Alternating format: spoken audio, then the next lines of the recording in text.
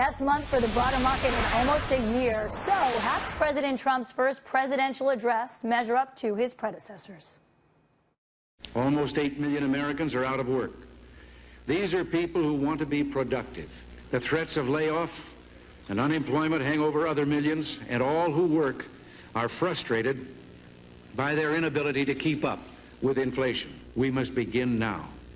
The people are watching and waiting. They don't demand miracles. They do expect us to act. Let us act together.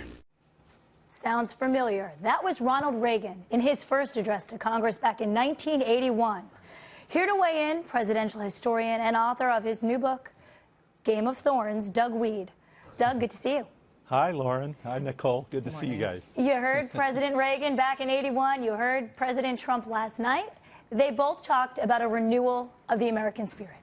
Yeah, I thought it was a great speech last night, and for me it was a great show to watch the Democrats because he was underestimated.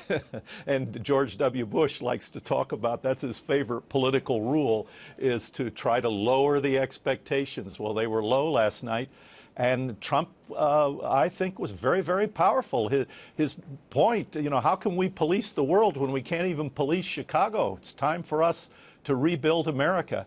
And I think it was a very effective speech. Doug, you're an historian. Nobody knows more about history, presidential history, than you. What resonates with you? You saw Trump last night. What do you compare it to? What are you hoping for based on your knowledge of history? I've read many of these joint session speeches, and what's interesting to me is in many cases the president makes a case for what he wants to do, but he doesn't do it at all. And in this case, I think the president will do it. And I was glad the American people saw a side of Trump. In Game of Thorns, there's a scene where he leaves the hospital, leaves his dad who has Alzheimer's disease, gets back to Trump Tower. They call him and say, your dad died, and he's sobbing like a little baby. It's the saddest day of his life. There's a side of Trump that people haven't seen. They see this brash, confident businessman. He's not a politician. This is a different person in the Oval Office. So much is new. So much of what he does is new. He's not only not a politician, he's a New Yorker and a businessman, right? So, one of the most poignant moments last night, and everybody, I think, would agree on this, when he brought up Ryan Owen's widow, Karen, asked her to stand. And at that moment, you saw that Washington policies have an impact on real human American families.